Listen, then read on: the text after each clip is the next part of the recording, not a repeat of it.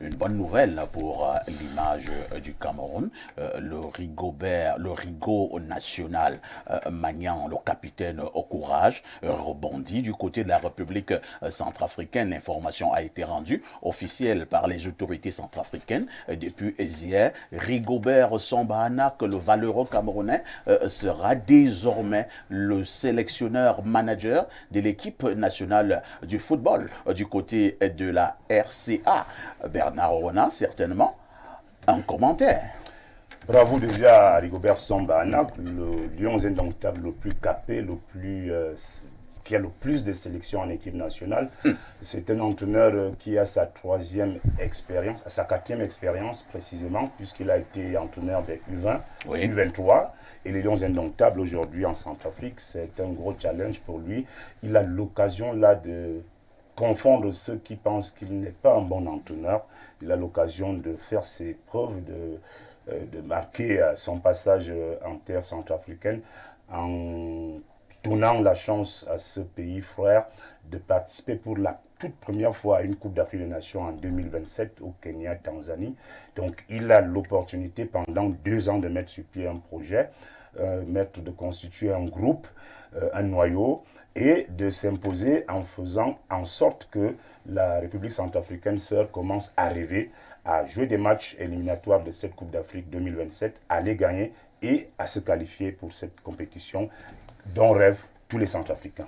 Merci, Maxime Julien. L'avenir du football centrafricain repose désormais entre les mains du Magnan national, Rigobert Sambana, qu'après son passage il y a plusieurs mois à la tête de la sélection nationale du Cameroun. Il a maintenant été sollicité par la RCA. Maintenant, j'ai lu, on attribuait ce proverbe à Rigobert Sambana. Vous savez que Hugo nous habituait aux proverbes, aux citations. Il disait que lorsqu'on abat un arbre qui a des fruits mûrs, beaucoup de ces fruits mûrs peuvent tomber chez le voisin. Je crois qu'il a pleinement raison, Parfa, ici ce matin. Et les religieux s'allieront en te disant qu'un prophète n'est pas honoré dans sa propre maison. Il a eu tendance à dire dans ses pensées philosophiques que quand tu sais que tu es en danger, tu n'es plus en danger. On savait que Rigobert est fini. Et bien, comme on sait que lui, il est fini, il va vous démontrer qu'il n'est pas encore fini. La preuve est que il rebondit. Il rebondit. La crainte que j'ai, c'est quand il va affronter la nation du Cameroun contre son homologue adversaire coach. J'ai pris que le Cameroun gagne. C'est tout ce que je peux vous dire pour ce matin-là. Je souhaiterais que c'est son qui gagne. Lui souhaiterait que c'est son qui gagne. Voilà, donc on verra bien. Merci, Joseph Zambo. Au-delà de tout, je pense que Rigobert a donc une autre chance. On sait que le travail ne sera pas facile, mais il a une autre chance pour démontrer à la face du monde qu'il a quelque chose en matière de coaching. Oui, justement, c'est quelqu'un il a été polémiqué au maximum à la tête de l'équipe du Cameroun.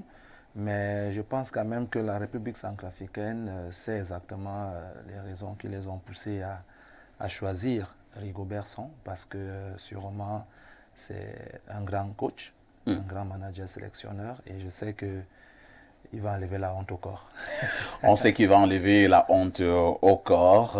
Je lisais encore quelques pages sur certaines plateformes digitales, Pierre Blériot-Niamey, qu'on disait que les Ibousiens ont passé une très mauvaise nuit hier, je ne sais pas pourquoi, lorsqu'ils ont appris que le Magnan national, Rigaud, rebondit du côté de la RCA comme sélectionneur, manager. Est-ce qu'au-delà de ces histoires d'Ibousiens, Églisiens, ainsi de suite, nous devons pour une fois être derrière notre compatriote Rigobert Sambana, maintenant qui montrera son expertise dans un autre pays?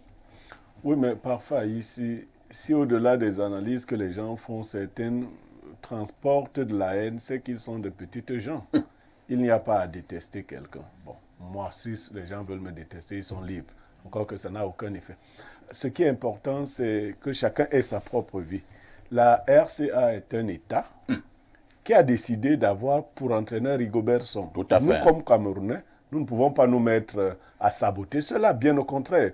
Nous n'avons jamais dit que Rigobert n'était pas un entraîneur ou qu'il ne pouvait pas faire de bons résultats. Nous pensions que dans le cas du Cameroun, ce n'était pas l'homme de la situation. Mais peut-être que pour la RCA, c'est l'homme de la situation là-bas. Vous voyez, chaque femme, vous voyez les femmes dures là, chaque femme a son remède en termes d'homme. Si la femme qui a pour remède ailleurs, si tu prends plutôt Ibrahim, ça ne va pas donner. Ça ne peut pas donner. Tu vois, il y a des femmes qui te disent que je veux quand ça démarre au peuple. Un kouta. Voilà, un kouta. Tout un sac. Il y en a qui te disent que non, moi, les sacs, c'est trop. Ah oui, je préfère le sachet. Le sachet. Parce que on dit que avant de donner tes seins à un homme, il faut voir comment il tire le sachet d'eau. C'est un proverbe en tout aussi. Non, ben, je lui souhaite bon vent du côté de la RCA. Qu'on lui donne, je crois que là-bas, on n'a pas la même mentalité au Cameroun. Au Cameroun, on ne te donne pas le temps de travailler. Ouais. Dès que tu arrives, on veut les résultats tout de suite. Tout à fait. De ce côté-là. Et même Rigobert a travaillé pour l'équipe nationale, hein, vous savez. Il a quand même commencé à mettre une certaine fondation sur pied. Ouais. Et Marc Brice est venu continuer avec la fondation qu'il a commencée. Si Rigobert, on n'avait pas un hyper-présidentialisme à côté de lui, même au Cameroun, oui. Oui, je dis que... Vous connaissez le nom du président de la Fédération centrafricaine de football? Pas du tout. Voilà. Voilà. Merci Pierre Blériot. De toutes les façons, en tant que Camerounais, nous disons simplement bon vent à Rigobert Samba-Anak du côté de la RCA. Une autre actualité nous intéresse également ce matin au niveau de l'actu presse. Nous parlons encore politique avec le tri-hebdomadaire La Météo du très grand frère Dieudonné Vent à sa une ce matin, présidentielle 2025. Les analyses du professeur Mathias Eriko Wanangini déstabilisent les anti-BIA. Alors là, ça devient compliqué. Hein? Bernard Owona, depuis quelques jours, la toile est en ébullition. Certains médias également, où le professeur Mathias Eriko Owonangini, politologue, est traité de tous les noms d'oiseaux. Il est mangé à toutes les sauces. Il est vilipendé, il est insulté, il est dénigré, il est chosifié. Je repose la question de savoir, est-ce que le professeur Mathias Eriko Owonangini mérite ce traitement par rapport à ses prises de position? Non, malheureusement, le professeur ne mérite pas tout ce qui lui arrive, ce lynchage-là. Je pense que les Camerounais ont la mémoire courte. En fait, certains Camerounais militants de certains partis politiques ont la mémoire courte parce qu'il faut déjà leur dire que ce qui est aujourd'hui les MRC, je pense que pour ceux qui maîtrisent bien les origines de cette formation politique, ils trouveront que le professeur Mathias Eriko Owonangini est passé par là. Tout à fait. Vous voyez? Tout à fait. Donc quand vous me voyez venir, je suis en train de vouloir dire à ces gens qui l'insultent aujourd'hui que n'oubliez pas que c'est grâce à sa capacité à réunir, à fédérer, que nous avons abouti à la création de ce grand parti qui est le MRC. Le professeur Mathias Owonangini n'est pas un militant du RDPC, il faut bien le préciser, à toutes fins utiles. Il n'est pas un militant du RDPC, c'est un universitaire, c'est un politologue. Il arrive donc sur les plateaux de télévision qu'il est un penchant pour le régime BIA. Il y a une différence. Le politologue, quand il fait ses analyses froidement, il parle de ce que lui, il voit en tant qu'universitaire, en tant que politologue. Non, il ne réagit pas en tant qu'un militant du RDPC, qu'il n'est pas. Le professeur Owonangini a plutôt eu des acquaintances avec le parti politique MRC à l'époque, avec certains de ses camarades quand il voulait mettre sur pied cette formation. On peut les citer. Hein? Il y avait à la base, à la création du MRC, et là c'est l'histoire, il y avait le professeur Alain Foguet, il y avait le professeur Owonangini, il y avait le professeur Claude Abbé, il y avait l'homme politique, le président du parti politique Assigana.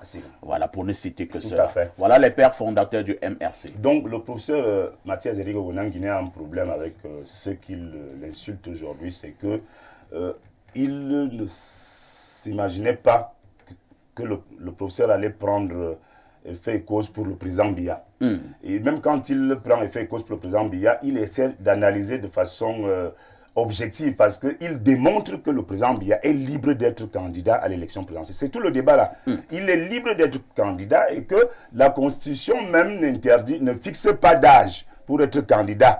Donc, même s'il a 100 ans demain, et qu'il peut être candidat, c'est là où c'est le point d'achèvement entre ces gens qui l'insultent et le professeur lui-même. Moi, je pense qu'il faut le laisser dans son rôle, c'est un politologue. C'est bien qu'il vienne sur les plateaux édifier les Camerounais pour leur gouvernement, pour qu'ils comprennent mieux, s'approprient bien ce débat politique qui va chauffer, qui va bientôt chauffer jusqu'en octobre 2025. Merci Bernard Owena, Maxime Julien. Est-ce qu'il n'y a pas un risque de plus en plus sur les plateaux de télévision et autres plateformes de débat médiatiques? On a une impression qu'il y a une race de débatteurs qui ne voudraient pas que d'autres débatteurs ont une voix contraire. C'est comme si on veut vous obliger absolument à penser comme certains. Dès que vous avez un autre son de cloche, on insulte votre grand-mère, on insulte votre grand-père, on vous dénigre, on vous traite de tous les noms d'oiseaux. Est-ce que ce n'est pas justement ce que le professeur Owena-Nguini appelle le terrorisme politique? Parfait. Ici, je pense que le professeur, c'est un analyste politique. Et comme le disait mon confrère sur ce plateau, il n'est pas partisan du RDPC, il est un analyste politique. Et en qualité d'expert, je pense qu'il est établi jusqu'en Afrique centrale, en termes de compétences et de connaissances. Il a donné son regard. Je pense que, et c'est la raison pour laquelle je félicite les chaînes comme Info TV, parce qu'elles ont encore la capacité de tenir tête à la population. Les grands esprits n'ont pas toujours été des gens qui suivent la masse, qui suivent la pensée populaire commune. Ils observent les faits, ils analysent les faits et ils donnent leur point de vue. Et je pense que c'est ce sur quoi la population devrait s'attarder pour se dire, ah voilà telle information, tel paramètre que je ne savais pas. Je viens de découvrir que dans ce contexte ou dans cet environnement politique, il faut tenir compte de ça et de ça. Donc pour moi, vraiment, je tiens à inviter la population camerounaise à éviter de faire ce qu'ils ont fait à Jésus. C'est-à-dire que Jésus vient pour les sauver quelque part, mais ce sont les propres, je veux dire, religieux, les prêtres, les scribes, les pharisiens qui l'ont abattu. Donc il n'est pas nouveau que certains professeurs ou certains acteurs de la scène politique veuillent s'opposer avec toute leur énergie à ce que le professeur Owena-Nguini est en train de dire. Julien Maxime, gardez le microphone. Est-ce que nous ne devons pas, dans le cadre du débat politique, rester sur la force des arguments au détriment de l'argument de la force? Tout à fait, parfait. Ici, c'est ce qui manque souvent à nos auditeurs. Les auditeurs, malheureusement, pour certains, ont déjà des partis pris. Et lorsqu'ils ont des partis pris, même leur capacité à analyser les faits sont biaisées. Et je pense qu'on devrait pouvoir encourager et sensibiliser la population à analyser les faits. Il n'a fait que parler. Tout le monde est doté d'une intelligence, d'un savoir, d'une compétence. Analysons, voyons qui a tort, voyons qui a raison. Si quelqu'un a à démontrer ou veut démontrer que le professeur s'est trompé, il y a une sagesse même de la Bible qui dit « quand un homme parle, il a raison ». Puis, quand quelqu'un se plaint, il a raison. Puis vient la deuxième partie ou la partie adverse et là, on examine. Donc, s'ils veulent démontrer à tout prix qu'il a tort, qu'ils demandent à venir se retrouver face au professeur Owena-Nguini et qu'on examine les argumentaires qui sont présentés. Pour un débat contradictoire. Pierre Blériot-Niémec, vous, depuis un certain temps, qui partagez le même plateau que le professeur Mathias et Eric Owena-Nguini dans le cadre justement de l'analyse politique, comment vous vous ressentez lorsque vous voyez toutes ces attaques à l'endroit du professeur Mathias et Eric Owena-Nguini? On est allé jusqu'à entrer entre guillemets dans sa vie privée, à lui faire comprendre que non, il est le fils d'un ministre et qu'il a bénéficié de cette cuillère dans la bouche. Beaucoup pensent d'ailleurs qu'il est une fabrication du régime et par la suite, ce sont les insultes. Est-ce que le professeur Mathias Eric Owena-Nguini, en analysant, il s'appuie sur le fait qu'il est le fils d'un ancien ponte du régime? Non, je vais vous surprendre. Professeur Owena-Nguini doit beaucoup à son père Joseph Oona. Beaucoup. Qu'est-ce qu'il doit exactement à Joseph Oona? Joseph Oona était d'une intelligence extraordinaire. Pour ceux qui ne le savent pas, il est devenu professeur agrégé d'agrégation française à 32 ans. Ce n'est pas tous les parents qui ont transmis leur intelligence à leurs enfants. Il y a des parents intelligents, il y a même des parents qui ont forcé l'école, on a cru qu'ils étaient intelligents. Mais quand leurs enfants naissaient, on a vu que les parents même n'étaient pas intelligents. Donc, ce que Oona Nguine lui-même a appelé la transmission séminale de l'intelligence, Joseph Oona a transmis son intelligence à sa progéniture. Ça, non, Oona Nguine n'a pas ramassé son intelligence en brousse. Il ne marchait pas. Et il faut dire, pour le cas de Oona Nguine, lui, il a eu doublement l'intelligence parce que sa maman est l'une des 2 premières femmes à avoir le concours de l'ENAM au Cameroun. Il y a des gens qui ne savent. Donc, oui, Oona Nguine est fils à papa et fils à maman, c'est-à-dire qu'il a hérité génétiquement d'une intelligence hors du commun. Pour ceux qui le voient seulement à la télé, la télé est très loin de la réalité. Être même à côté de Oona Nguine, ça fait peur, je vous dis. Il transmet des ondes particulièrement chargées. Pour ceux qui... Ce n'est pas une intelligence commune. Ordinaire. Non, non. Et les autres le savent, tout le monde le sait. Non, donc les attaques personnelles, elles sont de bas étage, vraiment. Attaquons-nous. Vous savez, moi, je ne partage pas ces points de vue sur Paul Biya et autres. Mais que quelqu'un se lève, c'est les réseaux sociaux qui m'ont montré quelque chose à ici. Sur les réseaux sociaux, tu vas tout lire. Bien sûr. J'ai lu sur les réseaux sociaux que Bell n'avait pas le droit de parler de football. Que Bell était un pauvre type qui n'arrivait pas à manger. Il est allé manger chez les Bamoun lors d'une cérémonie. Ici, si tu connais le domicile de Bell, si tu connais la richesse de Bell, tu entends ce genre de choses, tu te dis vraiment les réseaux sociaux permettent tout. Ce sont les réseaux sorciers. C'est-à-dire, quelqu'un qui ne peut pas être dans le voisinage de Jojo, c'est-à-dire qu'il vit à Bonapriso. Il a un château à Bonapriso, avec piscine et autres, comme chez les Blancs. Quand je te parle de ça, je te parle de l'intelligence de Oona Nguine. C'est-à-dire que quelqu'un qui ne peut pas parler aux étudiants produits par Oona Nguine, qui le vénère en tant que savant, va te dire que Oona Nguine n'a rien dans la tête. Ça, c'est les réseaux sociaux. Aucun homme normal ne peut remettre en question tu vas même remettre en question que tu vas prendre ça par quel bout. Puisque lui, il est comme habité par 7 démons. Oona Nguine est habité par 7 démons d'intelligence. Ce n'est pas même ses collègues universitaires le savent. Du coup, j'ai été particulièrement gêné quand mon grand frère Bayebek a dit que Oona Nguine devait son intelligence, enfin, ses positions. Quelle position sociale? Si on est sérieux, Oona Nguine n'a rien dans ce pays. C'est clair. Si on est sérieux, c'est clair. Moi, je lui demande même souvent que tu défends même les gens là. Pourquoi? Parce que la charge seule de Oona Nguine, vous savez ce qui nous fait peur, moi qui suis contre Biya, c'est que Oona Nguine, c'est le genre Mike Tyson a 20 ans. C'est-à-dire, nous tapons pour que ça recule. Quand il tape seul, il nous envoie d'un côté. Donc, ça gêne. Qu'une telle personne soutienne Biya, il épuise nos forces. Vous comprenez? Moi, un ministre de la République a voulu me menacer en me disant, quand tu viens sur les plateaux, tu défends l'opposition. Je lui ai dit que... Et Oona Nguine? Parce que Oona Nguine, c'est 40 intellectuels défendant tout ce que le RDPC fait là, qui tous sont là-bas. Tout ça n'atteint pas le travail que Oona Nguine fait pour eux. Donc je trouve qu'il travaille même pour rien. Vice-recteur, pour ceux qui savent comment les universités fonctionnent. Le vice-recteur n'a rien. Le doyen le dépasse 50 fois. Le doyen même a beaucoup plus d'avantages. Ce n'est que honorifique. Mais est-ce qu'honnêtement, si on est sur le débat politique en télévision, on doit s'en prendre aux vies privées des gens et surtout mentir? On ment.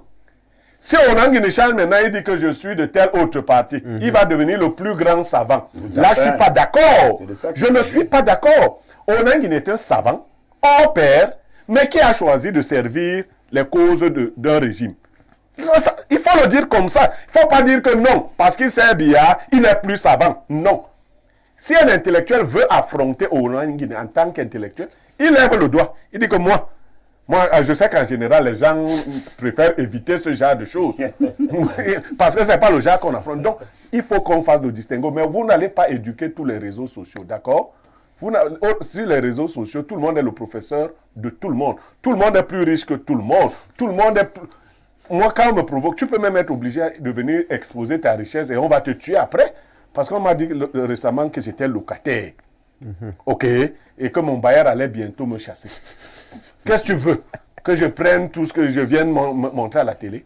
Onanguini, c'est un savant hors pair. Moi, je l'appelle depuis 25 ans pic de la Mirandole.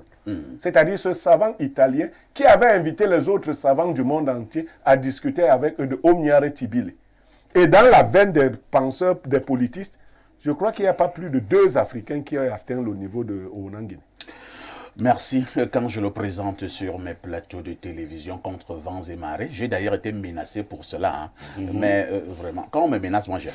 Et quand on me menace, je vais encore plus loin. J'aime le dire qu'Onanguini est sans doute le politologue le plus pointu et le plus pertinent ces 20 dernières années en Afrique. Je l'ai donc redit ce matin. Alors, Joseph Zambo, on doit Tu sais qu'on sera insulté aussi, non?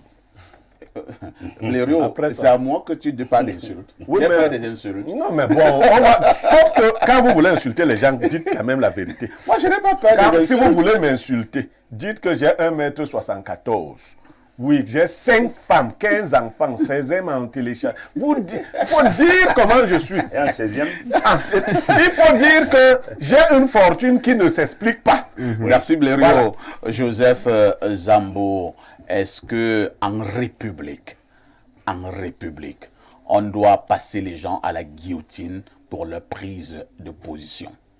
Non, en réalité, je pense que cela marque le fait que ce monsieur est vraiment admirable et que c'est quelqu'un de, je veux dire, surhumain. Les dimanches, on a un débat qui va au-delà de la compréhension des jeunes, parce que là, vous parlez des choses les plus pertinentes. On élève le niveau. Vous élevez grave le niveau. Mais tous les dimanches, j'ai une tablette, j'ai un ordinateur, j'ai un téléphone avec le peu de dictionnaire que je peux avoir pour écouter ce qu'on appelle vulgairement masterclass. Parce qu'à chaque fois que ce professeur parle, vous prenez les notes. Enfin, ça insulte même à la limite notre intelligence, parce que tu te dis, bon là aujourd'hui j'ai déjà beaucoup de diplômes, il reste encore quand même un tout petit peu pour que j'arrive à son niveau, mais je ne suis pas encore à 1% de ce que lui fait. Est-ce que c'est seulement le fait qu'il soit professeur? Et je comprends mieux avec la façon que Monsieur Niemek explique. Et il y a eu une certaine transmission séminale de l'intelligence. Ce n'est pas explicable, parce que je dis bien, quelqu'un qui essaie même de dire quelque chose, écrire même en commentaire sur Facebook, je me demande quel français il utilise pour pouvoir critiquer. C'est même parce que Dieu n'est pas sur Facebook. Si Dieu était sur Facebook, c'est que tu écris une chose, on te frappe directement. Bon, comme Facebook, c'est les affaires de Satan. Non, ce n'est pas. Et puis même, c'est même énervant qu'on ait des personnes comme celle-là, et qu'ils ne soient pas ministres, qu'ils ne soient pas... Et je me dis, c'est des personnes qui doivent obligatoirement être coptées. Vous pensez que c'est injuste? Pour moi, c'est injuste. Parce que... Est-ce qu'il a fait ce qu'il fallait faire? Qui d'autre? Qu'est-ce qu'il faut faire? C'est ça la question. Moi, je pose la question. Mais que faut-il faire? Que faut-il faire chez vous là-bas? On aura la réponse prochainement. D'accord. Joseph Zambo, merci de toutes les façons. Ce matin, nous sommes encore en train de prôner la tolérance au niveau de la discussion publique. Nous sommes encore en train de prôner l'indulgence. Nous sommes encore en train de prôner le débat et non le combat au niveau de nos chaînes. Au niveau du combat même là, attends, je vais dire... Les gens n'ont pas encore vu Ouna. Est-ce que vous avez vu Ouna physiquement? Vous qui parlez, c'est une armoire. Quand ça s'est même terminé, moi je ne peux pas vous dire ce qui a failli arriver. Oui. Je ne cite pas les noms. Ne dis pas. Quand Ouna s'approche de toi, tu sens que s'il te décharge un truc.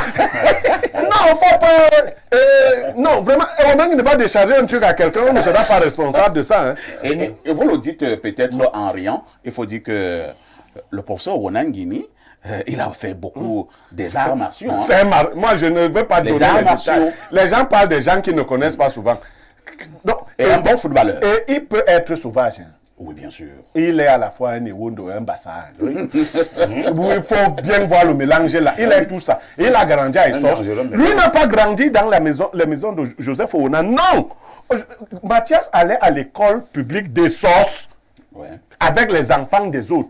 Joseph, on n'en a pas donné à ses enfants l'éducation que certains ministres, entre guillemets, certains pontes veulent donner. Il était très dur. Oui, très dur. Il était très dur avec ses enfants. Ça donne ces produits-là. Donc, soyons honnêtes. Nous n'apprécions pas certaines de ces prises de position. Mais quand tu es en conflit avec le lièvre, tu ne peux pas commencer à dire que le lièvre ne court pas. Non, le lièvre va très vite. Que tu l'aimes ou pas. Tu dis qu'Owanangini est très intelligent, ça n'enlève rien à ce que tu dis. Maintenant, oui, Bernard, on a vraiment dernière prise de parole. Il y a une petite chose que je voulais relever parce que ça me revient rapidement. Comme je suis proche de cette famille, nous sommes des Watson. Tout à fait. Et il se passe que les gens qui sont opposés à Onangini sont allés s'immiscer dans sa famille. Oui. Qu'il a hérité de son père. Tout à fait. Et si vous avez remarqué certaines parutions depuis lundi, il y a des gens qui ont financé certains journaux pour déstabiliser la famille Joseph Owona. Donc je vous dis à quel niveau les gens s'investissent pour vraiment faire la peau à Éric Mathias Owonangini. Il faut dire pour l'instant que c'est le professeur Mathias Éric Owonangini qui est le chef de famille de Joseph Owona. Cela a été fait entre les Mvok-Tchumbala mais également les Yanda. Et j'étais témoin, je sais de quoi je parle. Ah, ici, tu dis bien que avant la mort, vous savez, un parent peut être en conflit avec son enfant.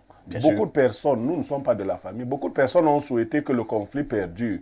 Mais Mathias a fait la différence entre sa vie publique et sa vie familiale. Son père et lui étaient devenus si complices pour ceux qui les voyaient. Je vais même vous dire que j'ai vu des doutes en la présence de Joseph Owona où il a demandé à Mathias de parler à sa place. Et chez nous, chez les Bantous, ça veut dire ce que ça veut dire. Quand ton père te dit déjà, prends la parole, fais ça à ma place. C'est qu'il est en train de montrer au peuple que voici le successeur. Maintenant, une belle succession comme celle-là peut attirer les envies. Je demande à cette sage famille de faire mentir l'opinion. Tout à fait. Voilà. De toutes les façons, ce matin encore, soutien total à l'endroit du brillantissime professeur politologue Mathias Éric Owonangini. Une touche pause simple.